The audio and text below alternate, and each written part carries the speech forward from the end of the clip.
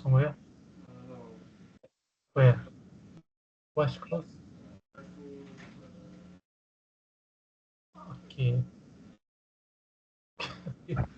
Siciidow, Yes, Paul. Yes. screen-ka ma iga bixi kartaa markaan ku yeero aan kugu soo wareejiya? See uga baxa. Just sug markaa. Just waxaad tiraahdaa mataqaanaa screen close ma kuu soo baxayaa?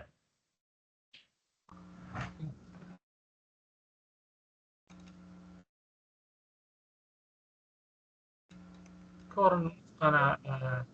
Ama iska daa sidaada ha ku ahaado dhib male, caadi waan sharaxaya insha Allah. computer waxaan haystaa Paul subxaana ma garatay. Waa caadi weye, waan bilaabanaynaa mar dhow. Waxaan leeyahay saacadda hadda. Insha Allah dadkan isla sugaynaa 5 daqiiqo kadib ilaa iyo 7 daqiiqo kadib sessionka toos baan u bilaaban doonaa haddii la yiraahdo. Qof walba oo ku jira meetingka waxaan ka rajaynaynaa insha Allah in uu mood ku jiro, dul qaato. Hal mar baan insha Allah meetingka bilaabanaa haddii la yiraahdo. Aad baa u mahadsantihiin.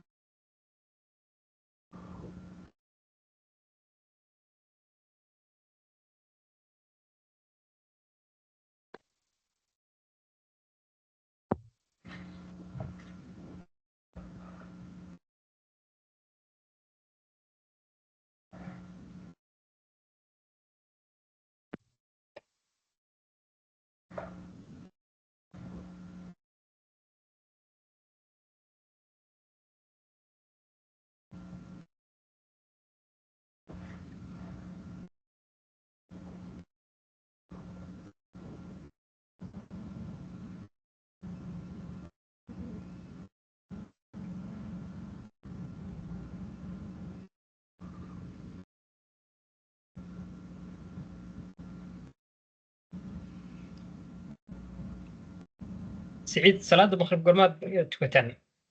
والله سألت ويا سديد أبو مفعل. عيد كسوان. آه. اوكي هذه كورة تكتب. toddobadii iyo 20 meelahaas markii haddan waxay tahay 6 Soomaali 6 bar. 6 bar bay tahay saacad waa dhaqan Abu marka. insha Allah saasaan rajeynayaa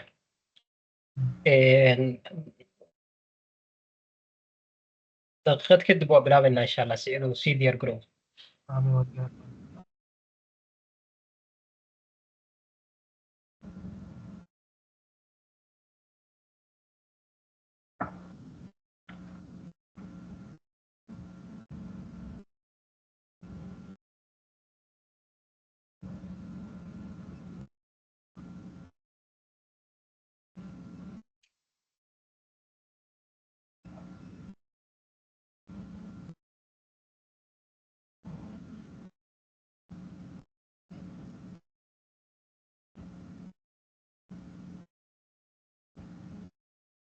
asalaamu calaykum waxaan rabaa hal qof oo aayadaha qur-aanka noogu furi kara magaciisaan rabaa oo aan jaanis siiyo بسم الله الرحمن الرحيم magacaygu waa Saciid Abshir ما سنتهي قال سعيد بسم الله الرحمن الرحيم قل هو الله أحد الله الصمد لم يلد ولم يولد ولم يكن له كفوا أحد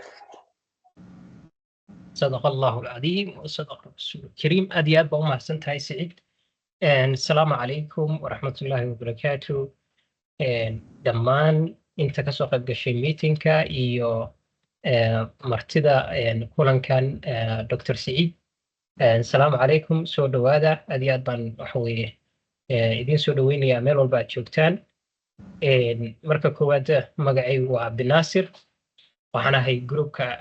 adminka oo mar walba wax soo post gareeya idinla soo wadaaga fariimaha iyo waxyaabahan la xiriira scholarshipska research grantska inta badan Malaysia iyo caalamka groupkan global groupkan la yiraahdo Somali Student Research Network waxaan u abuurnay in ardayda Soomaaliyeed ama dhalinyarada Soomaaliyeed ee jecel inay wax bartaan fursadaha iyo jaanisyada meelaha ay yaaleen inaan tusno kana faa'iideystaan dad badan oo waxaa jira aad u dadaal badan oo iskuulaadka iyo jaamacadaha kaalmo fiican ka gala la fursad ay dibadda wax ugu soo baxaan oo wax uga bartaan marka waxaan rabnaa inaan dadkaas aan ku hagno fursaduhu meesha yaaliin si ay uga faa'iideystaan ujeedada groupkanna iyo Somali Student Research Network ma ahan in aan faa'iido iyo dhaqaale ka raadino waxay naga tahay contribution aan bulshadayada aan dib ugu soo celinayno insha Allah hadduu aan yiraahdo waxaan idinka codsanayaa qof walba oo idin ka mid ah in groupka waxyaabahan soo share garayno iyo pageka aan Facebook ku leenahay aad idinkuna share garaysaan sida aan fursadaha iyo jaanisyada aan idinla soo wadaagno aad idinkula soo wadaagno idinkuna aad ula share garaysaan asxaabtiina mar walbana waxaan si gaar ah uga codsanayaa qof walba oo idinka ka mid ah Facebooka inuu like gareeyo isla markaasna waxyaabahan soo dhignana uu sii share gareeyo si ay uga faa'iideystaan ardayda kaleeto groupkan waxaan u furnay in aad qof walba uu qof ku soo dari karo kaliya waxaan ka dhignay in adminku uu wax ku soo qori karo sababta aan sida uga dhignay waxa waaye haddii la furo oo qof walba message loo furo waxaa dhacaysa in groupku uu waxa weeye waxyaabo maala yacni la iska soo dhigo uusan noqon group faa'iido leh marka wixii su'aalaad qabtaan emailka iyo si gaar ah waa noola soo xiriiri kartaan insha Allah doonayna mar labaad iyo mar saddexaad soo dhawaada introduction haddaan iska bixiyo magacaygu waa Cabdinaasir waxaan ahay arday Soomaaliyeed oo wax ka barta waddankan Malaysia waxbarashadayda bachelorka iyo masterka waxaan ku qaatay dalka Pakistan xaggan Malaysia waxaan ka diyaariyaa PhD. PhD-deeda waxay ku saabsan tahay fieldigan electrical engineer. Takhasuska aan ku samaynayo research-ka waxa uu la xiriiraa cyber security ama network security. waxaan ahay second year ama sanadkii labaad ayaan ku jiraa. ka hor inta aanan Malaysia imaan waxaan ahaa macalin wax ka dhiga jaamacadda bariga Afrika Boosaaso iyo engineer u shaqeeya shirkadda Samtel qaybta Boosaaso. marka waxaan rabaa intaas inaan anigu introduction-kayga ku koobo. intaanan u gudub gelin Siciid waxaan rabaa inaan idinku soo dhaweeyo mar labaad iyo mar saddexaad. waxa maantay session-kan uu daaran yahay Global Korea Scholarship oo ah scholarship-yada ugu fiican oo dunida ardayda high competitive-ka ay ka faa'iidaystaan. high competitive markaan leeyahay waxa weeye arday dadaalay oo diyaarsan. Siciidna wuxuu ka mid yahay ardayda ku guuleysatay in ay helaan scholarship-kan. haddaan introduction yar aan ka bixiyo Siciid Saalax waa arday Soomaaliyeed oo wax ka barta waddanka South Korea. waxa uu batchkiisa ku diyaariyey veterinary medicine. wuxuu ka baxay jaamacadda la yiraahdo Plasma University oo ku taala magaalada Muqdisho. sidoo kaleeto masterkiisa waxa uu ku diyaariyey veterinary pathology waxaana uu ka baxay Haji Muhammad Danish Science and Technology oo ku taala waddanka Bangladesh. hadda waa arday Soomaaliyeed oo u sharaxan ama candidate u ah PhD. takhasuskiisuna waxa waaye preventive veterinary medicine iyo public health. waxa uu wax ka dhigtaa jaamacadda la yiraahdo Kyosan National University ama GNU. sidoo kaleeto hadda waxa uu Siciid ka yahay jaamacadda GNU research assistant. sidoo kale waa ardayga ugu horreeyay oo Soomaaliyeed oo la guddoonsiiyo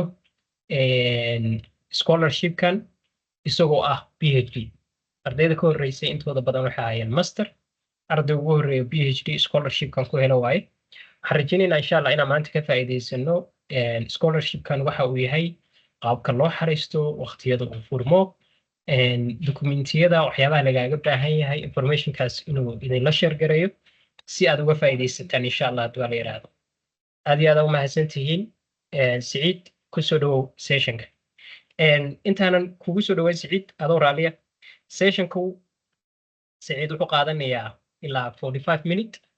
waxaan rajaynayaa waqtiga Soomaaliya hadda waa 1:35. session-ku wuxuu inoo dhammaan doonaa 2:15 ayuu Siciid soo gabagabayn doonaa insha Allah. wixii intaa ka dambeeyana waxaan idiin furi doonaa Q&A session ama qaybta su'aalaha iyo jawaabaha. su'aalaha iyo jawaabuhuna waxay la xiriiri doonaan scholarship-kan insha Allah haddii la yiraahdo. marka inaad ka faa'iidaysataan baan rajaynaya kadibna waan soo xiri doonaa insha Allah haddii la yiraahdo. assalaamu calaykum. ku soo dhawow Siciid.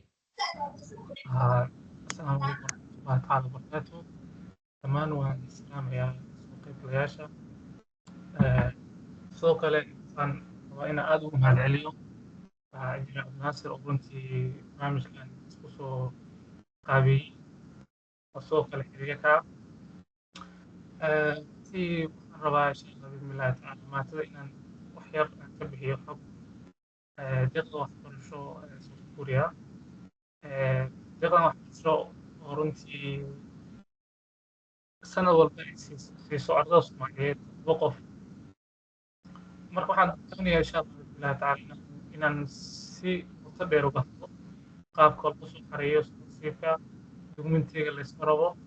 meesha aad ka soo xareynaysid sidoo kale waqtiga uu furmo sidoo kale waqtiga uu xirmo. marka waxaan soo diyaariyey PPT runtii waan ka soo diyaariyey tilmaami wayaan isha ugu dambeysay 2020 oo ay soo saartay hay'adda barnaamijka Siciidow. heesa. Siciid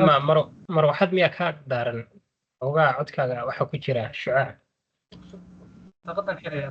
hadda ka wada. Okay. ku runtii soco marka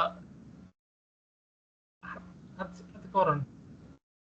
hadda xoogaa way yara fiican tahay soco ku soco runtii marka scholarshipka waxaan doonaya insha allah bismillahi tacaala inaan marka warbixin si fiican si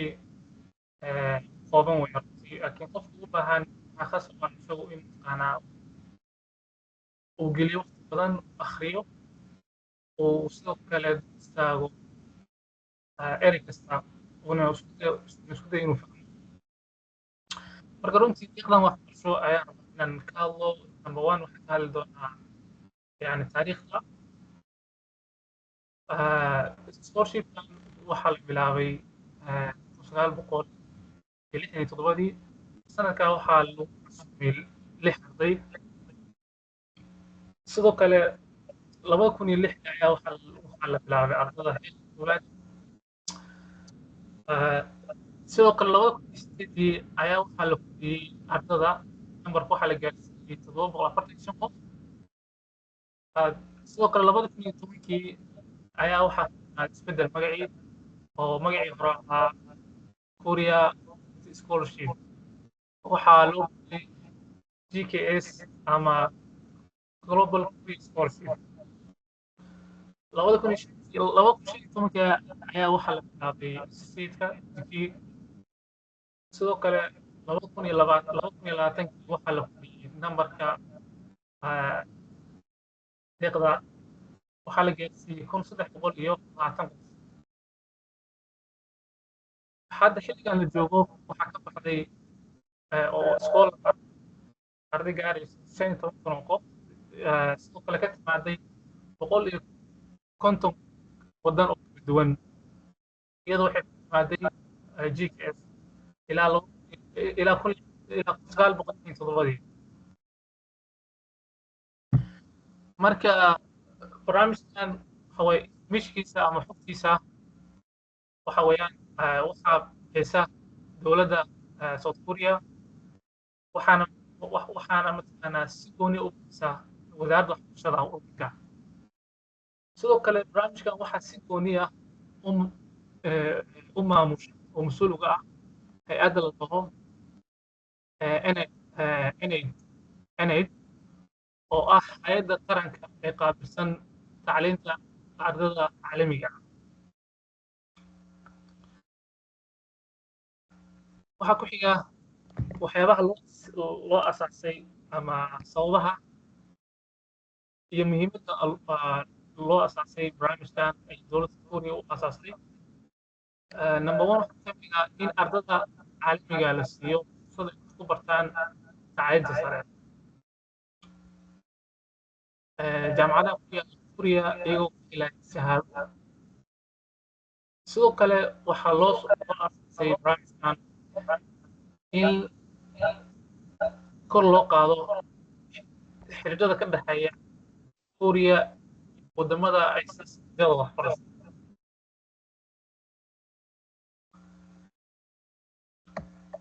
waxaa ku xiga age ama da'da qofka waxa weeyaan soo xariisanayo waxaa laga rabaa inuu ahaado 40 sano ama soo xariisto PhD ama soo xariisto master sidoo kale qofka ka shaqeynaya jaamacadaha oo kale waxa weeyaan isaga laga doonaya weynaan xilligaas marka waxa weeyaan waa laba nooc ina waxaa la investing part kalena waa marka anaga waxaa nagu sheegay oo ka saari doonaa ardada Soomaaliyeed loo ogoliyo inay xarisaan waa investing part waxa weeyaan macnihiisu waxa weeye qof wuxuu ka xariisanaya jaamacad wuxuu ka xariisanaya safaaradda marka safaarad waxa su-aasha waxay imaanaysaa safaaradda waddankeena ku leeyihiin maya laakiin ardada Soomaaliyeed waxaa loo ogol yahay inay ka xariistaan safaarad ay ku leedahay South Korea waddanka Kenya marka qof halkaas waxa weeye uu soo xariisanayaa dokumentigiisa uu soo geynayaa marka kan waxaa laga doonayaa qofku inuu doorto 3 jaamac waxaa jira application form insha Allah waan arki doonaa application form ayaa jira marka application formkaas ayaad ayaad rabtaa inaad ku bixiso oo doorto 3 jaamacadood oo kala duwan 3 jaamacadood oo kala duwan qofka ardayga ama codsadaha ah sidoo kale qofka codsadaha ma ogola inuu xareeyo hal jaamacad isla markaasna 3 department ama 3 major duwan taas lafteedu waxa sinu fahmo waxaa laga doonayaa inaad xaqiiqsato 3 jaamacadood oo kala duwan haddana 3 jaamacadood oo kala duwan yani way noqon karaan 3 major oo isku mid ah laakiin lagu kala inaad xaqiiqsato hal jaamacad isla markaasna waxa way 3 major oo kala duwan the next waxa way selection sidoo kale qaabka ay u dhacdo doorashada iyo xilliga marka anaga markaas waxaan saari doonaa midka safaaradda laga soo xariisto waayo midka aan soomaalida ilaa hadda looma ogolaan xariisto keli waxa loo ogolyahay midka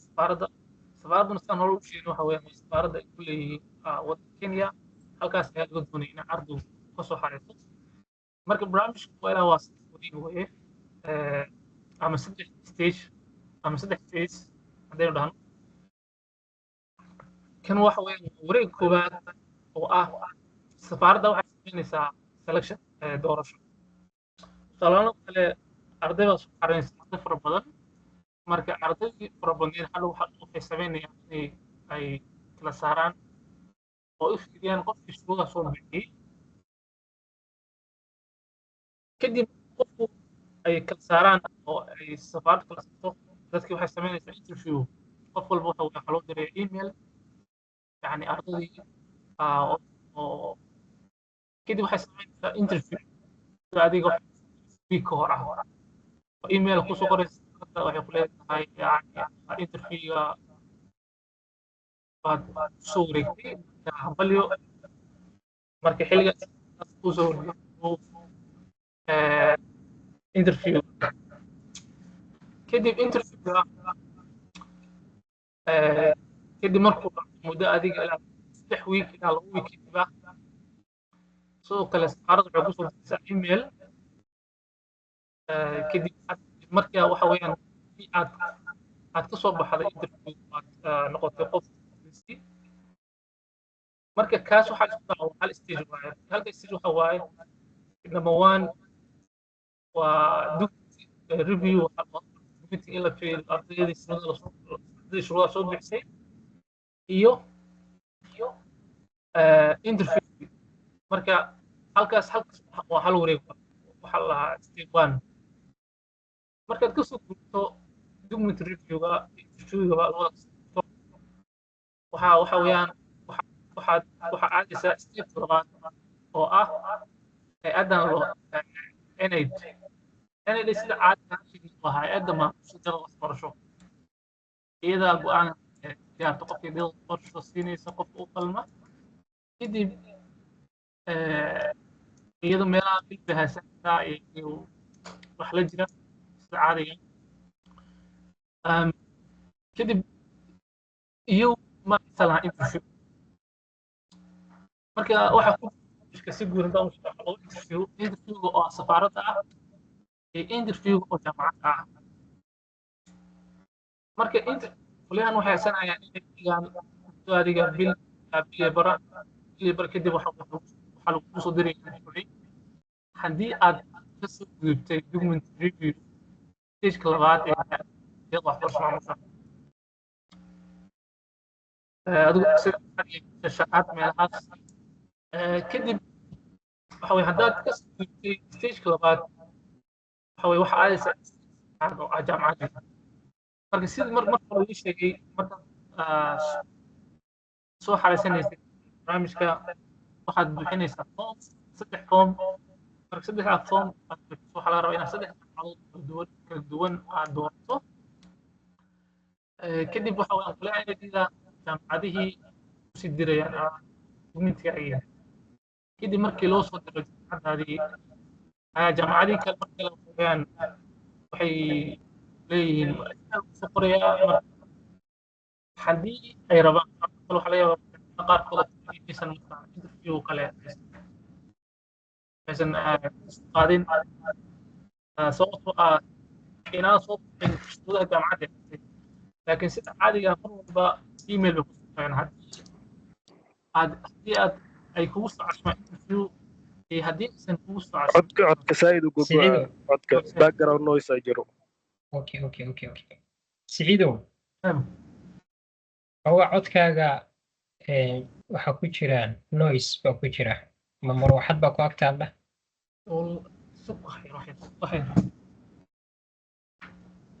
una yaro kokoaya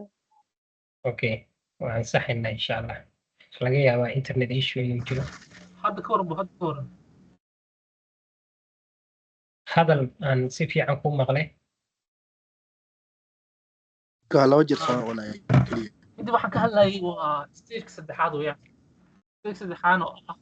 halkaan hadlayay marka stageka saddexaad jaamacadihii waxaa loo soo dirayaa documentigaagii kadib markay gaarto iyagii waxa weeyaan interview kugu soo wacayaan kadib waxa weeyaan interviewgii siciidow xoogaa waxaa u moodaa in noise uu furan yahay amase waxaan microphone miyaad isticmaalaysaa waxaa leeyahay earphones miyaad isticmaalaysaa waxaa laga yaabaa computerka meel hawo furan ma heli karaa meel hawada furanta marka hore icon faydaan icon ko soo bedela IC AC ma iska dimayso ku fuulaanaysaa okay sii soco sicida haddii aan si fiican kuu maqli waayo anaa kuu sheegaya insha allah kadib waxa weeyaan stage saddexaad oo ah in jaamacaddii documentiga ay gaaraan markay gaaraan iyaga interview kusoo balaminayaan kadib waxa weeyaan waxay kaa qaadaan interview jaamacadda custay gaar ahaan departmentiga custay macallimiinta ka tirsan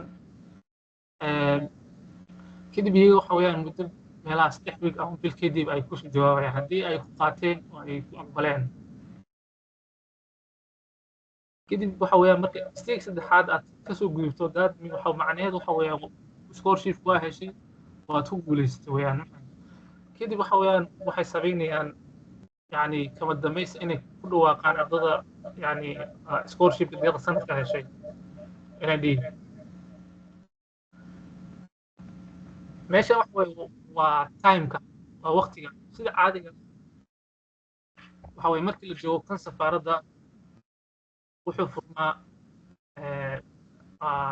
bisha labaad bisha saddexaad adi wuxuu furaya muddo 3 week ah sida caadiga bisha labaad 10keeda meelahaas furmaa bisha saddexaad bilow ugu xirnaa asbuuca ugu xirmaa waxa weeyaan halkan waa stage koowaad wuxuu qaadanayaa ilaa bisha labaad ilaa bisha saddexaad kadib stageka labaad baa waxaa loo gudbiyaa bisha afraad asbuuca ugu horeysa sida caadiga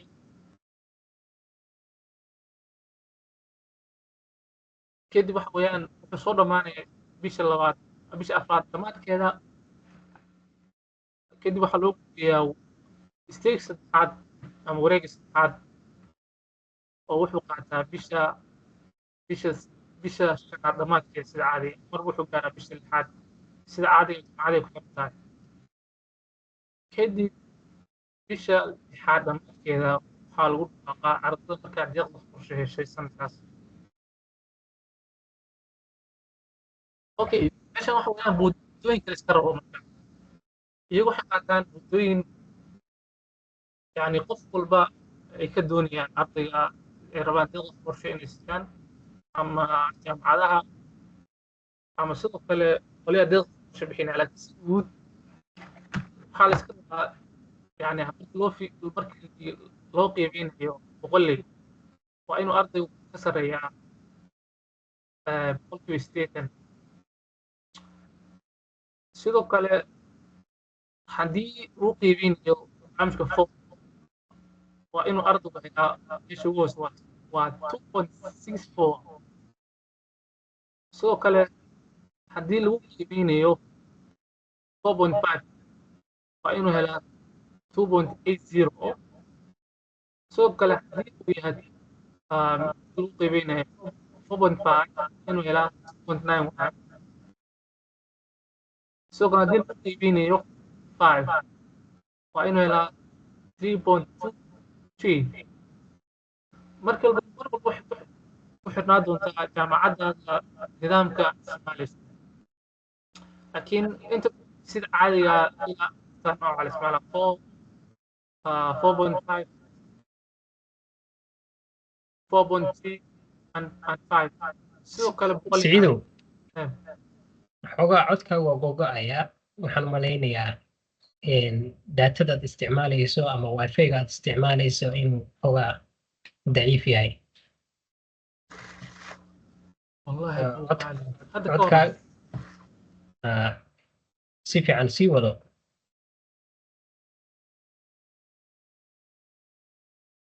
wado siciidow waan kuu sheegayaa haddii aan ku maqli weyno okay waxaa laga yaabaa marka sida caadiga mar walba waa inaad fiirisaa GB-ga aad haysato waa imis weeyaan ma waxa lagu qiimiyey 100 ma waxa lagu qiimiyey 4 ma 4.3 ma 4.5 mise ma 5 weeyaan marka mid walba waxaa laga rabaa max halkan ku yaala out of 4 haddii noqoto waa 2.64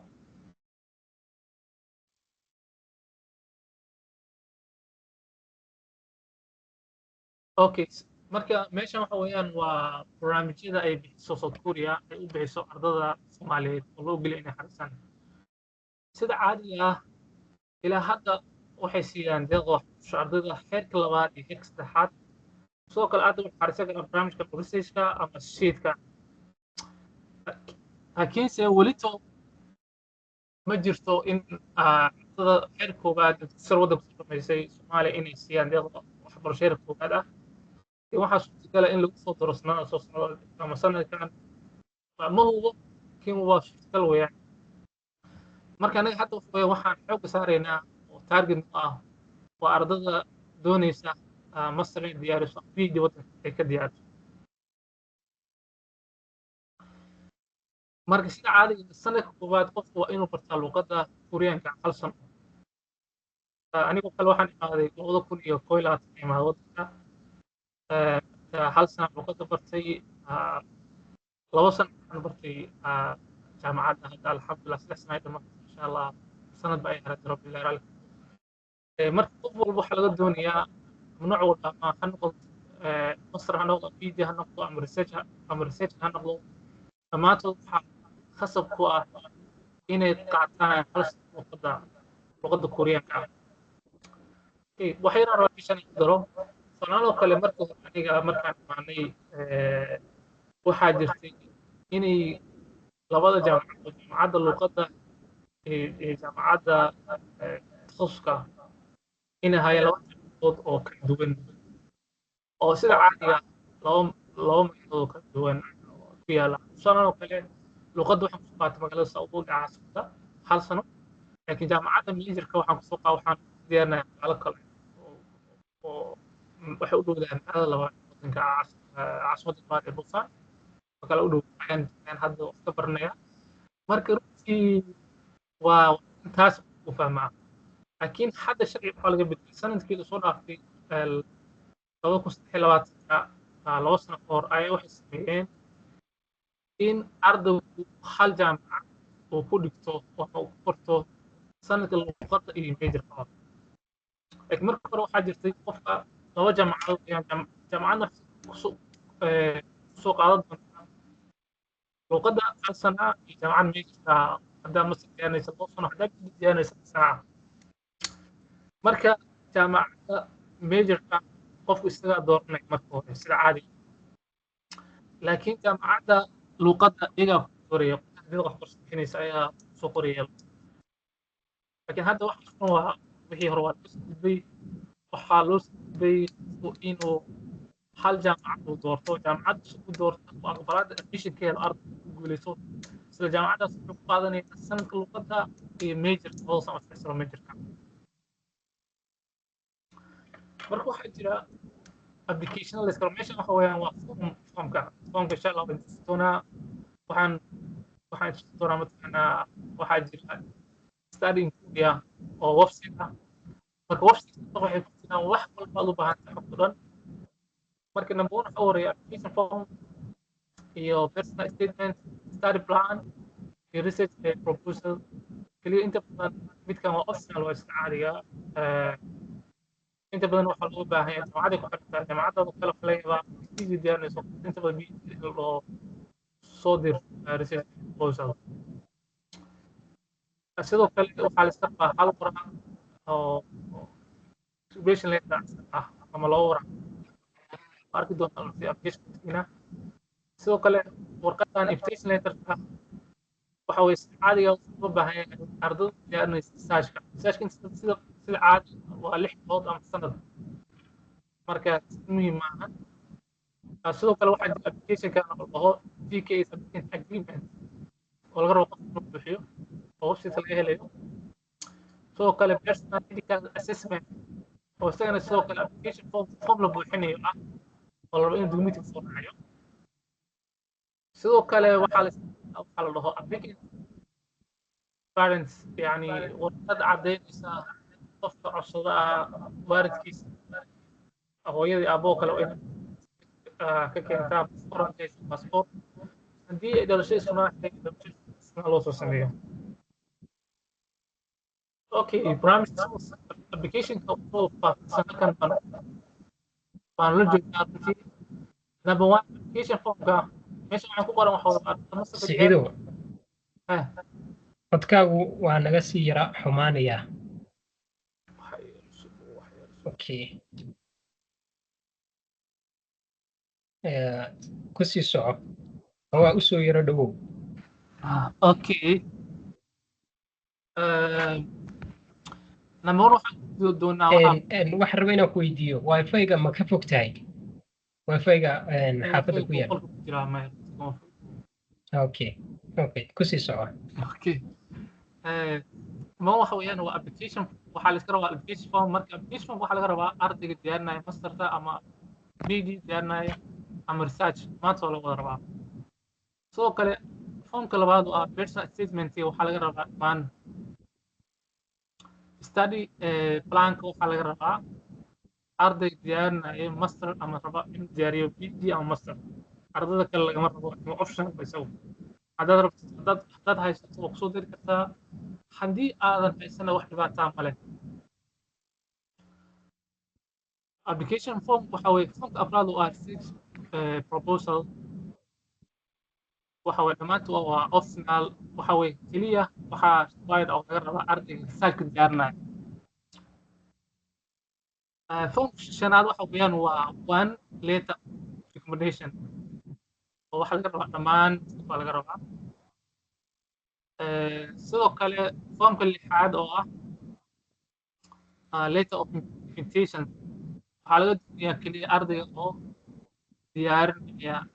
researchka office marka sidoo kale formka halkaana ka geysan kartaa marar badan ka lubino halkaana ka cadda ardayga waxay laga doonayo ardayga master doonaya PhD laga doonaya research dhammaan kan bay ku caddahay tusaalahaan oo kale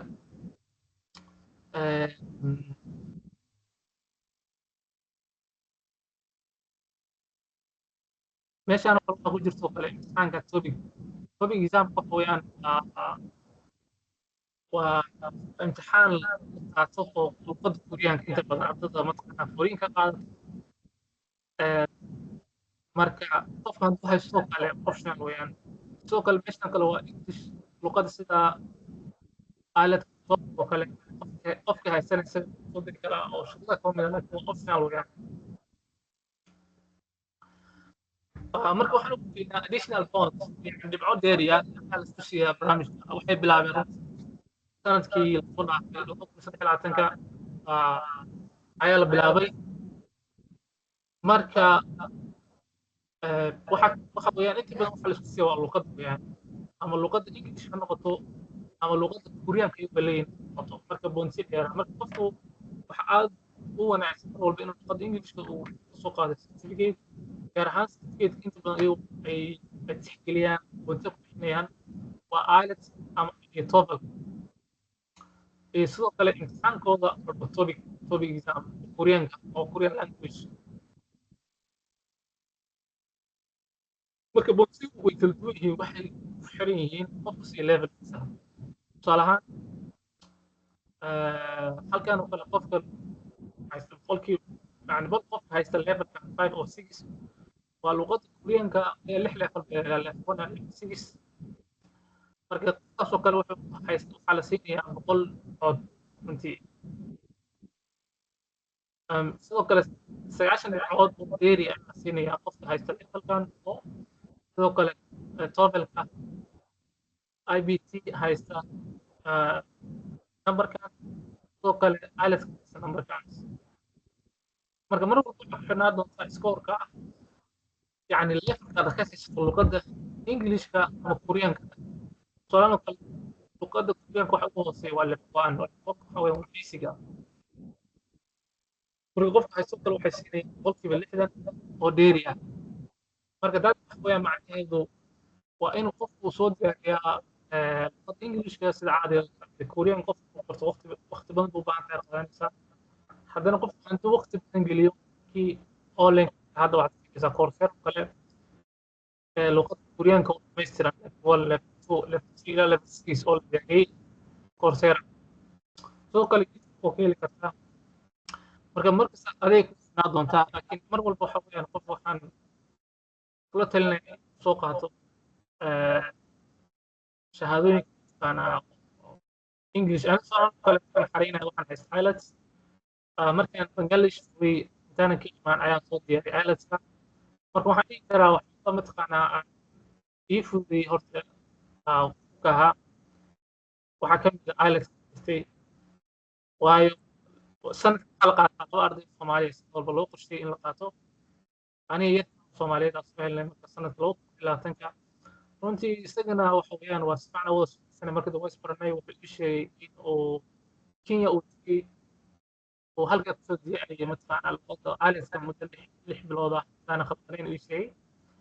marka waa inuu ku dadaalaa mar scholarship walba aad xareysanaysid qaarkood waxa weeyaan waa optional qaarkood waxa weeyaan waa khasab weeyaan qof marka mar walba waxaan idinku talinayaa in aad gaarisaan shahaadooyinka caalamiga ah sida IELTS TOEFL labadaas hadda ayaa adduunka mataqaanaa aqoonsan yahay oo jaamacadaha adduunka mataqaanaa badankooda aqbala way jiraan English oo kale oo mataqaanaa shahaadooyinka oo English ah laakiin jaamacadaha qaarkood marka hadda Koreanka yani waxay mataqaanaa ay aqoonsan yihiin oo kale waa labada shahaado IELTS iyo TOEFL midna waxa weeye Ingiriiska midna Amerika laga leeyahay marka meesha waxa weeyaan documentary-ga la iskaga baahan yahay midka hore waxaan soo marnay haddaan ku celiyo kan waa form bixinaya weeyaan kana waxa weeyaan waa documents-ka la iska rabo qofka marka tusaale kale qofka waxaa laga doonayaa qofka bachelor haysta markaas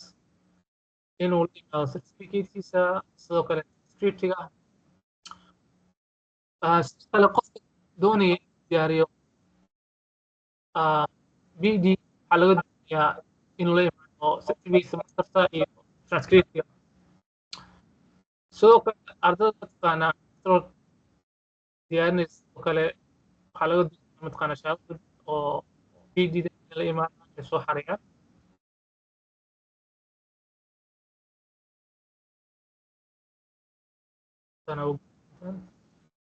marka waxaa jirta evaluation waa qiimeynta qaabka loo qiimeyn dabcan markay waxay soo sheegeen website-ka soo cadeeyeen qaabka ay u qiimeynayaan qofka ay doonayaan in iyaga wax xisaysiiyaan waayo arday badan soo xariisanaysaa yani Soomaaliyeed marka clear number xadidan oo 2 arday looga baahan yahay sanad walba marka waxay sameeyaan evaluations waxa eegis lagu sameeyaa shahaadooyinka waxaana ku sameynaya waa dadka guddiga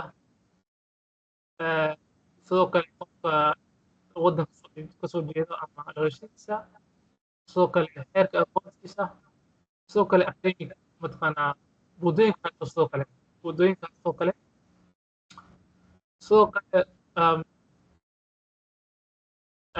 waxa weeye waxaa kaloo ka mid ah in ay fiiriyaan mataqaanaa qolyaha reviews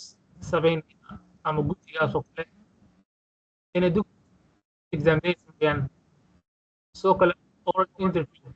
marka interviewgaas waxa weeyaan waxaan isu sheegay in barnaamijku leeyahay laba mataqaanaa interview oo safaaradii oo kan ugu horeeyo stage koowaad ah interviewga stage saddexaad oo jaamacadii ah marka qolyaha stageka labaad oo hay'adda allaha NID iyagu ma isalaan waxaan taqaanaa in waxa weeye oral interview kaliya waxay sameynayaan review dugsiga dib loo fiirinaya la hubinaya xataa waxaa jirta mataqaanaa in haddiiba ay u baahdaan weydiiyaan qiimo in qofka jaamacadiisa oo kale la xiriiraan oo qofka warbixintiisa soo weydiiyaan marka sida caadiga waxaa dhacday hadda horena dhacday in sometimes yani xilliyada qaarkood la waayo qof soo buuxiya shuruudihii looga baahnaa waddanka tusaale kale 2019 ma aysan jirin arday ay qaateen oo kursiyeen marka waxay siiyeen waddan kale tusaale halkan ku caddeeyeen haddii dhacdo qof waddan ku socdo يعني waxa lagu talagalay lambarkii haddii la waayo soo bixi weyso يعني deeqda wadamo kale ayaa la sameeyaa dabcan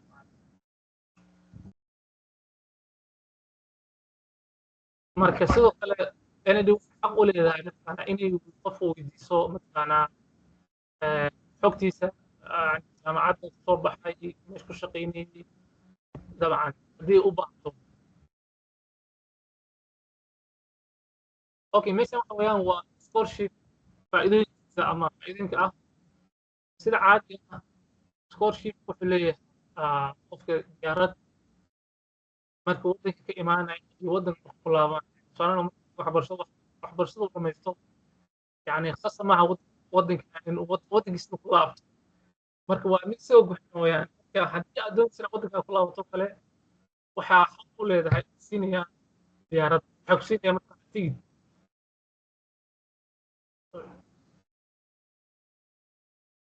waxay ku siinayaan tigid marka sidoo kale markaad imaanayso kale waddanka waxa weeyaan waxaa lagu soo diray tigidga kaas kenya sidoo kale midka labaad waxa weeyaan waa mountain allowance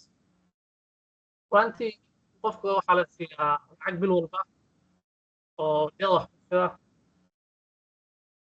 marka qofka waxa weeyaan adiga almost lacag oo Korean won million $1 oo u dhigmata aduu lacag $1 almost $1 meelahaas 900 iyo adiga meelahaas $1 ka aysan waxaa la siiyaa bil walba ardayga marka ishaas waxa weeyaan adiga maamulaya rabtina jaamacadda inaad dhigto haddaad rabtid bannaanka inaad dhigto waa adiga ku taala waa mashaqaali ku taala in keliya waxa weeyaan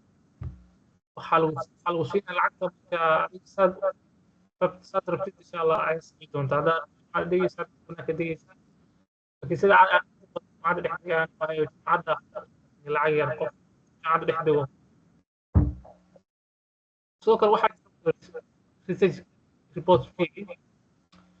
oo ashaan kale ardayga markuu sameynay media master waxaa lagu caawiyaa lacag fara badan marka lacagta kale waxa weeyaan waa caawiyaa waa lagu siiyaa waxaa jiroo kale yani faa'iidooyinka waxaa ka mid oo kale qofka luqadiisa inuu luqadda Koreanka tababarkiisa ka sano inuu si ku barto sidoo kale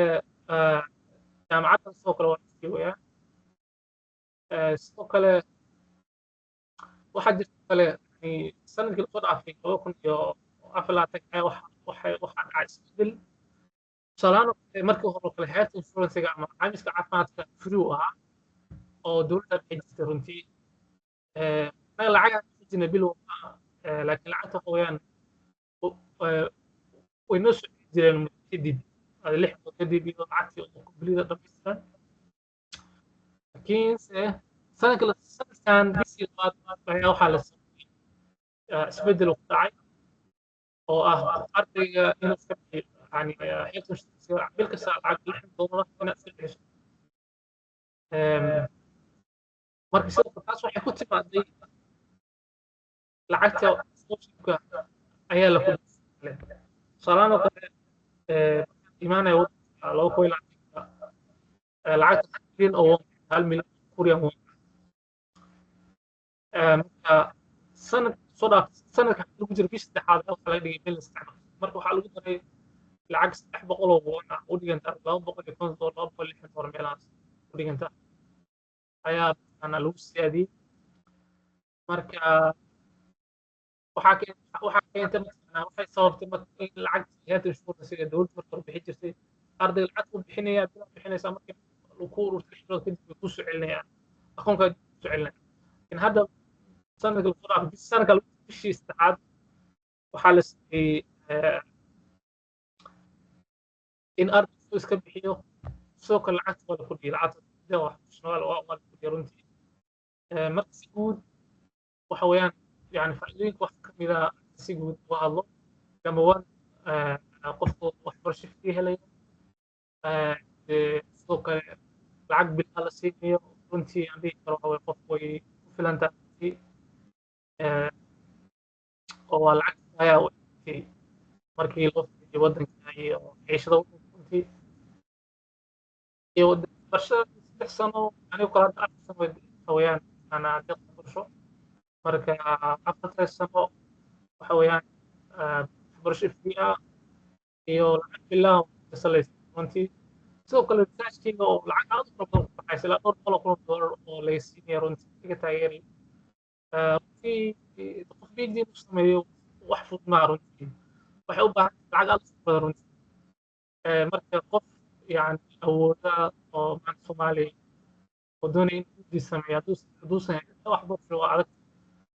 horta waxaa mataqaanaa ugu adag u lacag badan waa researchka waayo marka PG diyaarinayso lagaa doonayo inaad intaas oo publication samayso marka publicationkii intaad samayn ka hor waxaad u baahan tahay experiments ama tijaabo marka tijaabo walba shay walba samaynayso waxaa weeyaan marka that's why qof lagu maalgelin ilaa dhowr 3-4 kun waxaa lagu 4 sano qofku wax baranaya waxaana ugu badan lacag researchka marka waxyaabaha u qabanay barnaamijkan waxaa ka mid ah in u faa'iideyn ardayda Soomaaliyeed waxaa jirta dad Soomaaliyeed oo dadaal badan oo doonaysa in barnaamijka soo xareyso haddana aan ogeyn aan hayn meesha ka soo xareysato iyo qaabka soo xareysato iyo nidaamka marka sidoo kale qofkii doonaya inuu bixin ka ogaado deeqdan waxbarasho wuxuu tegayaa website-ka marka website-ka markaad gasho scholarship kadib waxaad ku dhifinaysaa KS notice kadib meesha waxaad ka helaysaa dhammaan documentiga sanadka marka sida caadiga sanad walba waxaa laga bedelaa mumkin waxbay bedelaan laakiin inta badan 100% waa sax weeyaan oo isku mid inta badan wax soo bedelaan wax haddii wax isbedelaan oo weeyaan marka qof waxa weeyaan waxa qurux badan inuu diyaar garoobo 6 bilood ka hor tusaalahaan oo kale qofka hadda waddanka joogo oo kale documentiga markuu diyaariyo horta sida caadiga barnaamijka experience 3 week ama 3 usbuuc ayuu fikiraa deeq waxbarasho ay furan tahay marka muddo 3 week ah ayaa waxaa la doonayaa inaad documentigaaga aad ku samayso safaaradda ay ku leeyihiin waddanka Kenya sida Nairobi documentiga adigoo sida caadiga soo saari waxyaabaha mataqaanaa digitalka sidoo kale qofna yani waxaa soo qaadi intuu soo qaado arki karaa sida caadiga ah magara safaaradda email waxay leedahay adres soo qoraysaa waliga digitalka u geynaysaa marka iyagaa toos u geynaya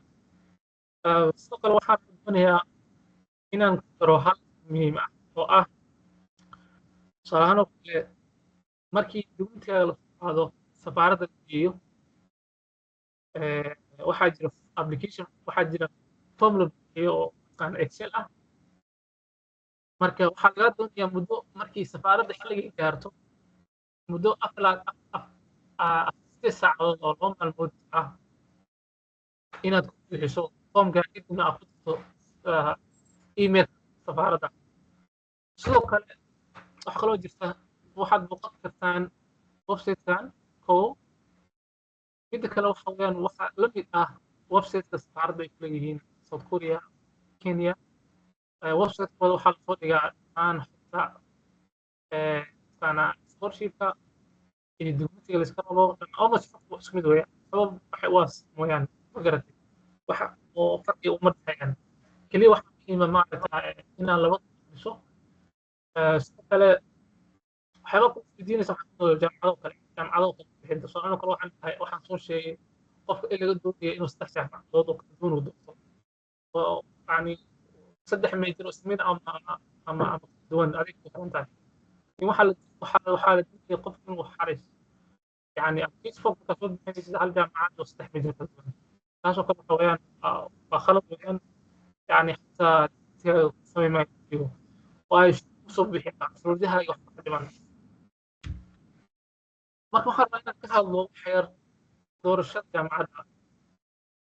سيد عادي وبسيط كان أي واحد جيران زمان ورجعين جامعاتها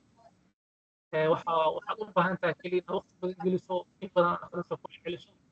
jaamacadu walba waxay leedahay siyaasad gooniya ardada internationalka ay ka rabto in ay soo buuxiyaan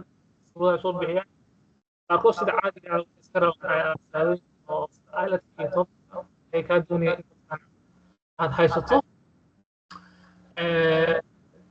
soo kale jaamacada qaarkood waxaa jira kuuriyaanku boqolkiiba boqol kuuriyaan sidoo kale waxaa jira jaamacadaha English waxaa boqolkiiba boqol sidoo kale waxaa jira jaamacado oo 50 kale semester waxaa qaadanaysa course maxaa laga course kuma inaa kuuriyaan ku dhigto 2 course English ku barato marka mar walba waxay noo doontaa jaamacadda ay barato marka kalahaan waxaan si lahaa ardada xiisayn insha Allah saxaafadda soo xariis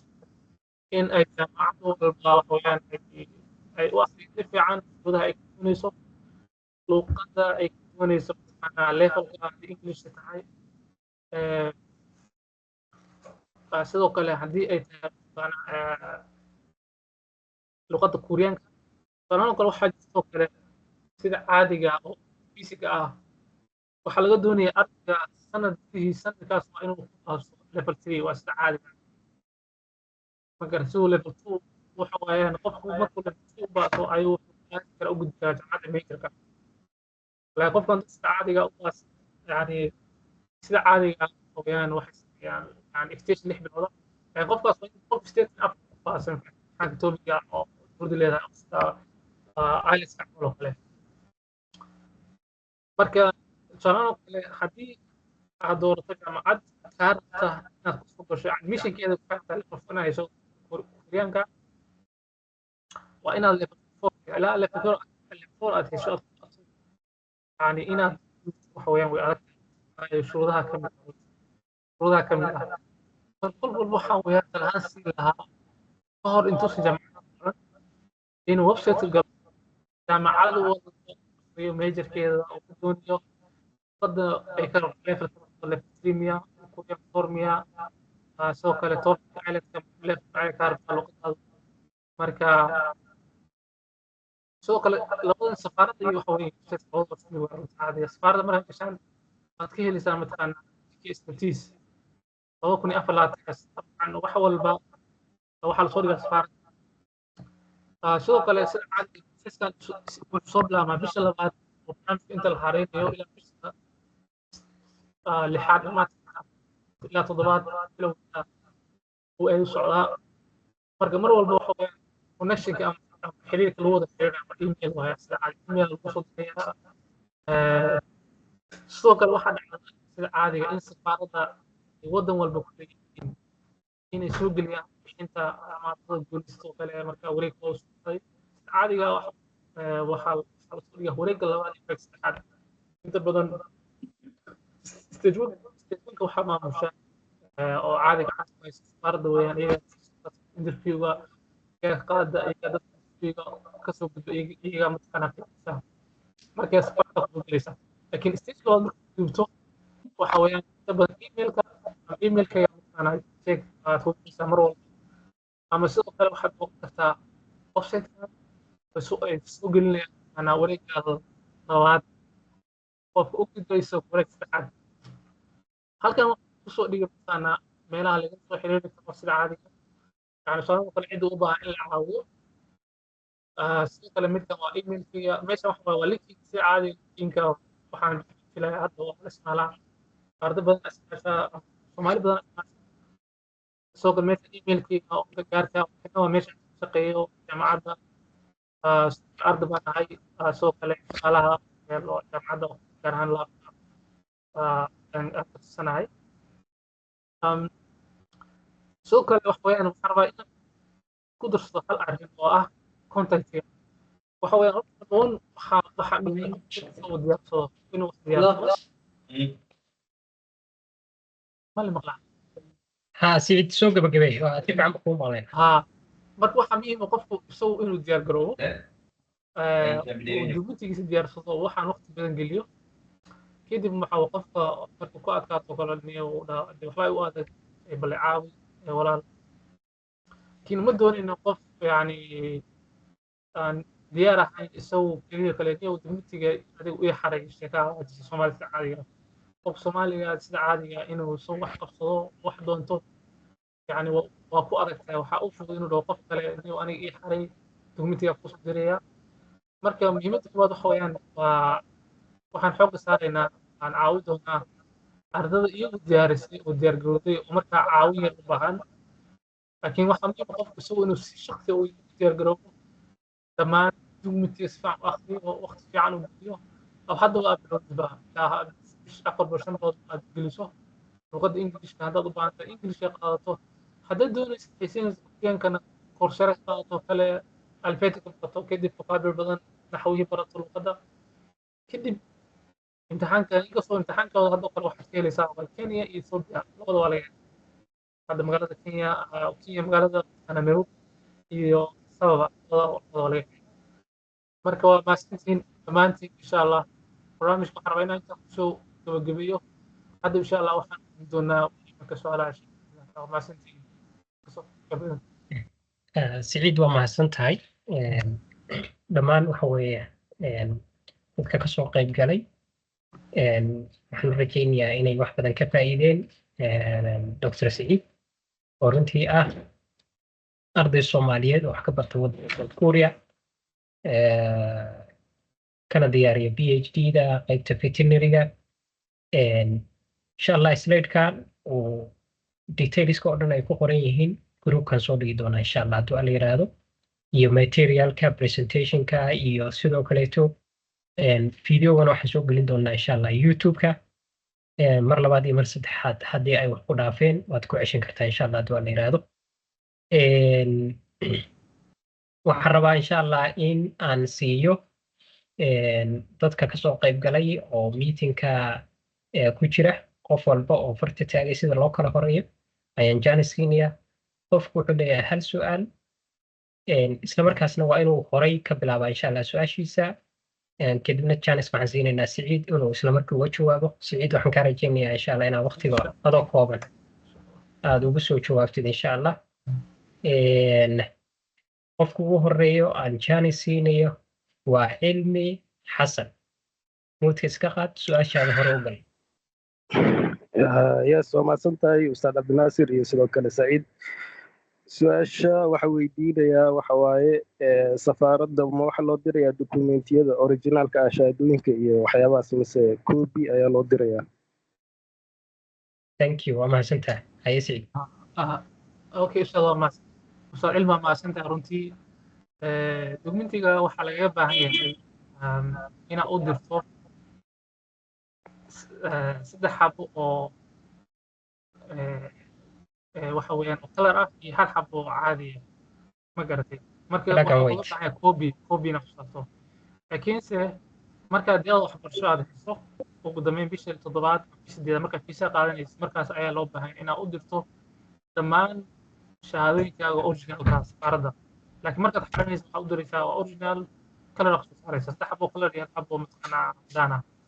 balaagan weeda hal xabo balaagan weeda waa mahadsantahay Saciid waxaan jaaniska labaad siinayaa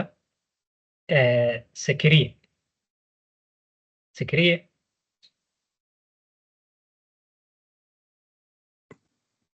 السلام عليكم وين مقلع si fiican hore su-aashaada uga gal إن أبدأ السلام يا ولا سعيد يا دمان داد يا ياش برنامج كان دكتور كوحر وينا ويديو jaamacadaha South Korea laba qaybood buu qaybsamaan qodob dhiraha type A iyo type B marka doctor maxay ku kala duwan yihiin xog fiican oo faahfaahsan naga sii haduu ilaahaydna application marka la sameynayo la apply gareynayo jaamacadaha selectionka kuwa type A ah oo group ah jira iyo kuwa type B ah marka halkaas waxaan jeclaan lahaa doctorku inuu faahfaahiyo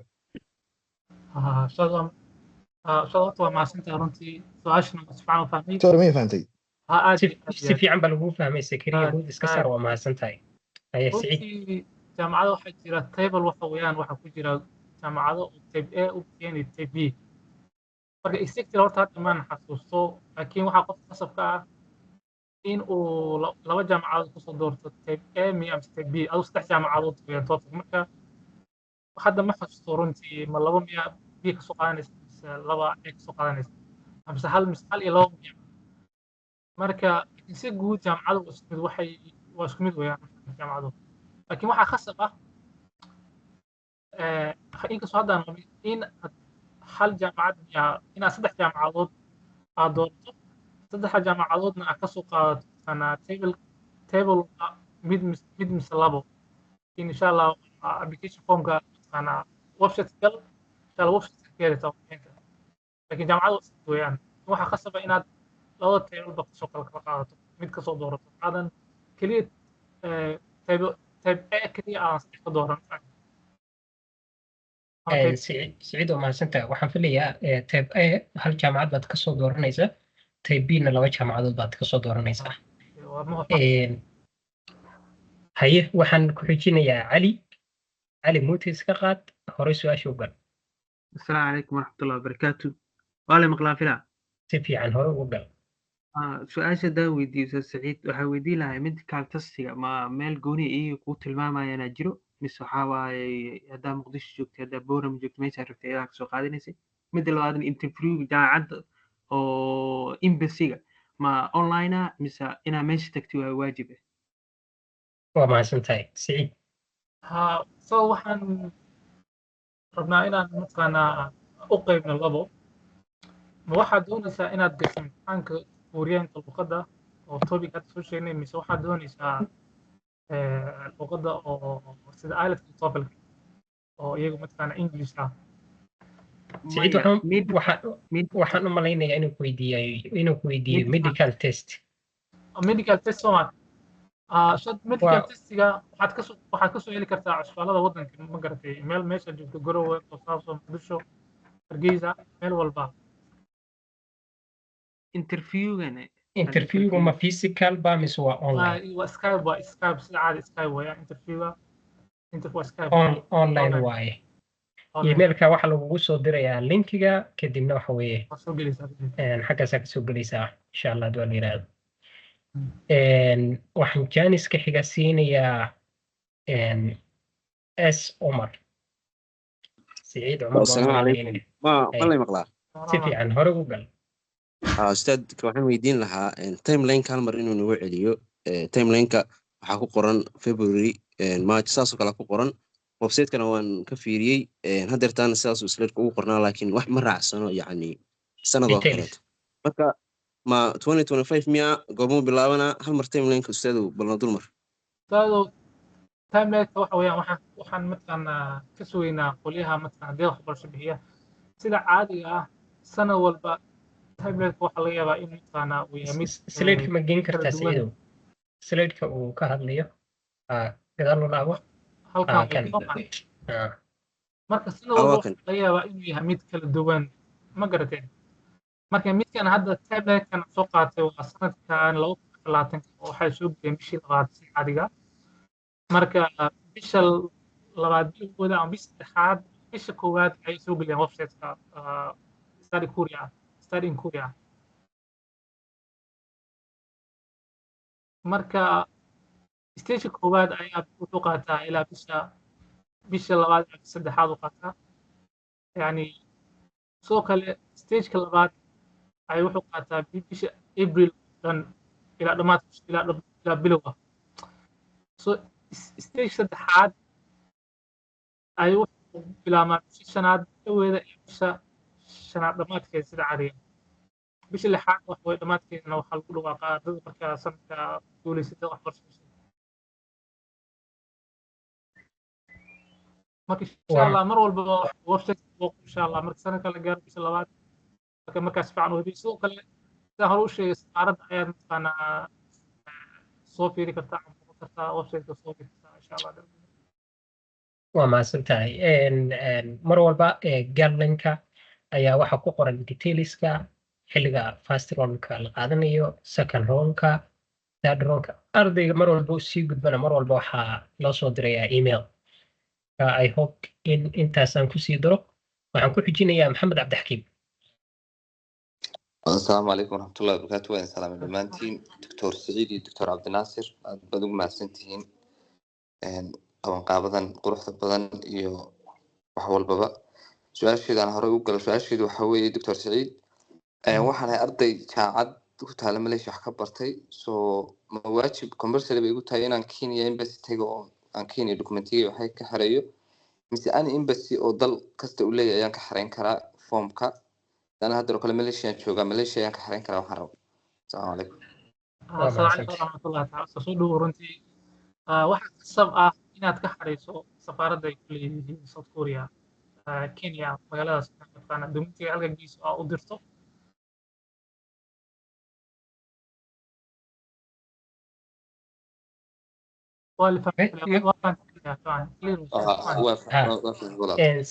si kale haddaan u dhigo maxamed waxaad samayn kartaa documentigaaga diyaarinaysaa pdf ahaan baad u diyaarsanaysaa kadibna waxaad u diraysaa qof nairobi jooga inkastoo loo baahan yahay documentiyada qaybtood tusaale ahaan recommendation letterka oo kaleeto laba warqadood oo recommendation letter inaa macallimiintaada kasoo qaadato kadibna aad markii recommendation letterka ay kuu qoraan aad geliso envelope markaa gelisidna ay kor ka saxiixaan soo saamahan Saciid marka mar walba waxaa ku khasbanaanaysaa documentigaaga inaad qof Nairobi u sii socdo ama qof wadanka u sii socdo kadibna Nairobi ugu sii gudbiyo inaad samayso oo sida ugu habboon documentiyada markaad xareynayso waxa ku jira recommendation letters ka marka waxa ka soo qaadanaysaa macallimiintaada kadib markay kuu qoraan envelope baa gelinaysaa korna way ka signature-kay ka sameynayaan okay I know that so thank you so much okay you're welcome Ahmed Hassan السلام عليكم ورحمة الله وبركاته لما أصحابته دكتور سعيد دكتور عبدي وما سنتين سيدا نوصل ويسين مقعي أحمد حسن جابوله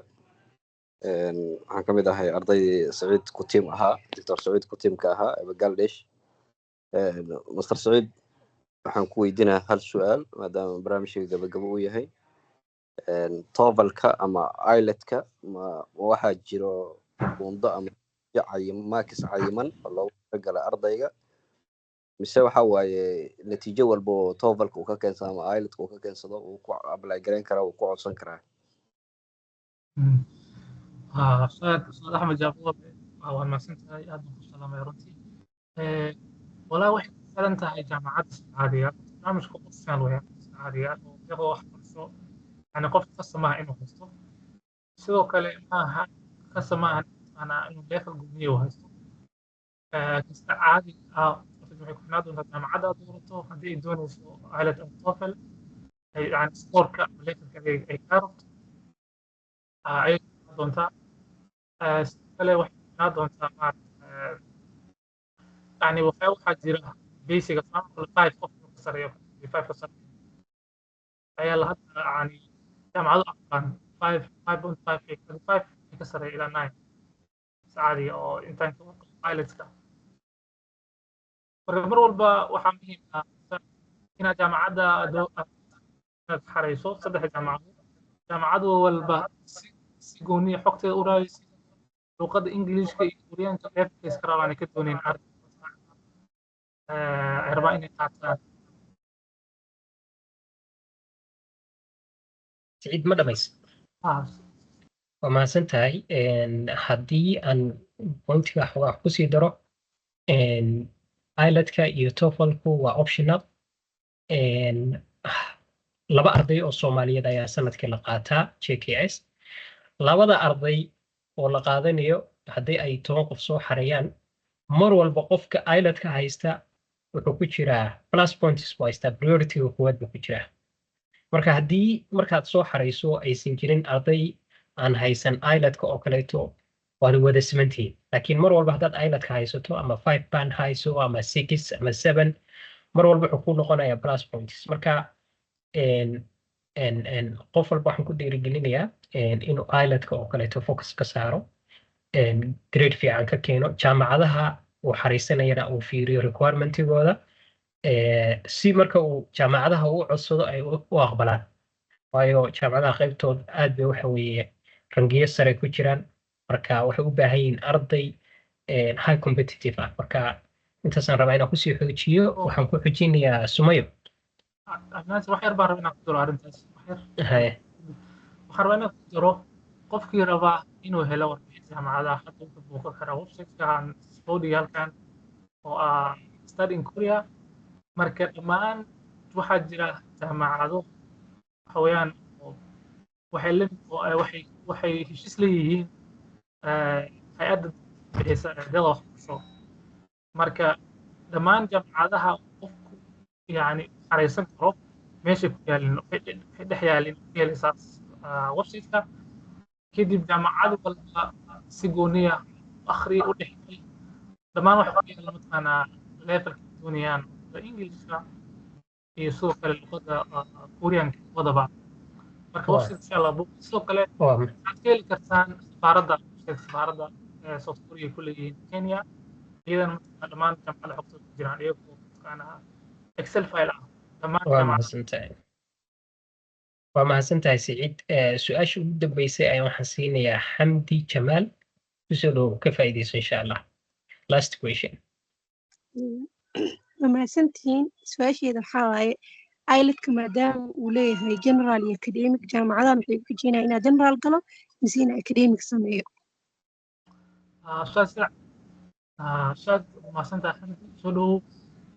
runtii sida caadiga academiga ayaa khasab qofku inuu soo qaato waayo laba kala duwan weeye academiga waxa weeyaan waxa loo qaataa qof markuu doonaya inuu waxbarasho xaraysto uu banaanka u tago sida caadiga marka mid kalena waa general oo ah dadka mataqaanaa raba wadamadan sida Australia ama America oo kale wadamadaas doonaya yani in ay u aadaan ku fatahaan marka hadda waxaa laga baahan yahay inaad qaybta academiga qaadato haddii aad doonayso inaad waxbarasho aad xariisto wadan walba sidaas insha allah waa mahadsantahay Siciid waxaan rajaynayaa intaayna kusoo gabagabayno hadduu alla yiraahdo qof walba oo meetingka ku jira waxaan ka codsanayaa insha allah in Facebook page-ka waxyaabaan soo dhigno waxyaabaan soo share garayno oo runtii aan waqti gelino si sidaad idinku uga faa'iidaysataan si ay ardayda kalena uga faa'iidaystaan inaad u share garaysaan insha allah wixii muhiima aad asxaabtaada iyo maaragtay la share garayso sidoo kaleeto WhatsApp-ka groupka qof waad ku soo dari kartaa qof walba oo danaynaya inuu fursad helo wax barto waad ku soo dari kartaa groupkan aan asaasnayna ujeedadiisu waxa waaye in ardayda Soomaaliyeed kuwooda dadaalka badan danaynaya inay wax bartaan hore u sii socdaan inay helaan fursadda noocaas aniga Siciid awee labada iyadoo waxaan nahnay laba arday oo PhD ah haddii aanu fursad waxbarasho aan halkan ka helin Malaysia iyo South Korea ma nimaanay marka sidaas la mid ah waxaa jira arday aad u dadaal badan fursadihii la meelaha yaalin marka anagu ujeedada aan groupka u sameeyno waxay tahay in aan tusno ardayga inuu helo fursadii iyo macluumaadkii qofka waxaa laga rabaa inuu dadaalo wax akhriyo inta badan markaan waxyaabaha qaybtood soo dhigo su'aalo badan baa laisoo weydiiyaa maxaa laigaga baahaya marka wixii informationka meesha ku qoran tahay inteena badan Soomaalideena cilada in haysata waxa waaye oral society wana wuxuu rabaa qofkii inaad cod u duubto tu sharaxdo oo tiraahdo sidaa iyo sidaa wixii oo dhan meesha ku qoran yahay marka very simple akhri waxaa lagaaga baahan yahay fildigaaga ma tahay hadday tahay ha ka faa'iidayso inta badan anigu waxaan soo dhigaa waxyaabaha research grantska ah uma baahna inaad form buuxiso just CV-gaaga diyaarsanaysaa dokumentiyadaada waxbarashada diyaarsanaysaa tu emailka u diraysaa macalinkiisa kula soo xiriiraya hadday scholarship tahay scholarshipyada ugu muhiimsan sida JKS kuwa kaleeto oo laga helo Malaysia iyagana insha Allah sidaas oo kaleeto programs kala duwan ayaan u soo qabanqaabinaynaa oo ku sharxi doonaa insha Allah haddii la yiraahdo marka aad u mahadsantihiin Saciid waxaan jeclaan lahaa inaad screen-ka ka baxdo si aan group photo u wada galno insha Allah marka dhammaantiin waxaan idinka codsanayaa inaad kaamirada furataan group photo aan wada galno insha Allah aad baan u mahadsantihiin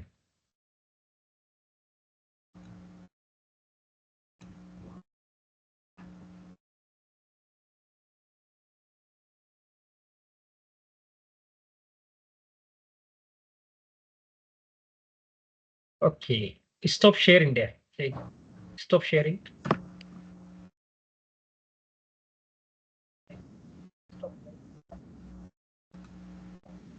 mahadsantahay Saciid.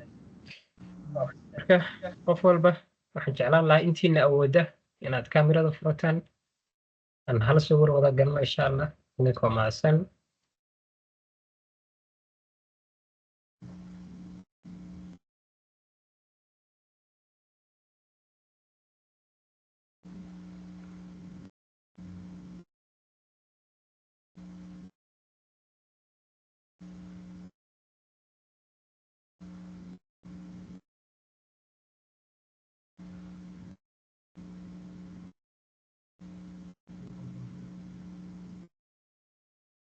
intiina awooda intiina kaamirada furan kartaa please furta waan sheegayaa markaan qaadayo screenshot-ka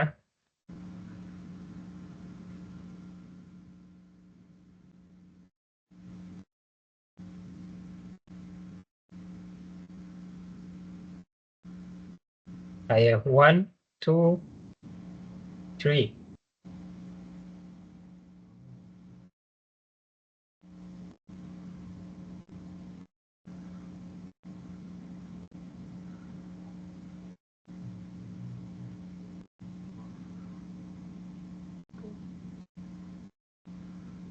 mar kale aan ku celinayaa 1 2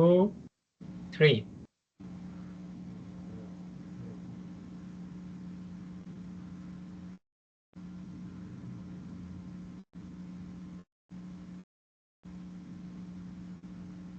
waa mahadsantihiin aad iyo aad baa u mahadsantihiin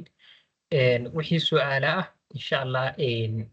emailka waa igala soo xiriiri kartaan runtii waxa weeye anagu waxaan ku dadaalaynaa in qof walba oo jecel inuu wax barto inaan fursado iyo informationka la wadaagno si kale haddaan u dhigno waxaan rabnaa inaan idin tusno meeshuu kalluunka uu ku jiro qofka waxaa looga baahan yahay marka inuu kalluunka la soo baxo aad iyo aad u mahadsantihiin intaasaan rabaa inaan kusoo gabagabeeyo waxaan rabaa inaan u mahadceliyo Saciid oo runtii barnaamijkan waqti badan na geliyey soo qaban qaabiyey waxaan leeyahay slideska iyo casharada soo diyaariyey waqti badan na geliyey aad iyo aad baan uga mahadcelinaynaa sidoo kaleeto qof walba oo kasoo qayb galayna waa u mahadcelinaynaa aad iyo aad u mahadsantihiin insha Allah wixii materialana groupkan soo dhigaynaa asalaamu calaykum Saciid طالما كنا حتى وحنا صوت دياري BPT BPT ga waxa weeyaan waa summarize soo koobid weeyaan marka dad macnaheedu ma ahan weeyaan haddaad intan akhriso waxa dhammaan xogta waad wada tashaa weeyaan marka waxaad u baahan tahay in aad mataqaanaa intaad website gasho ama safaarad aad gasho aad la soo degto application-ka لو وقت أقلاتك كده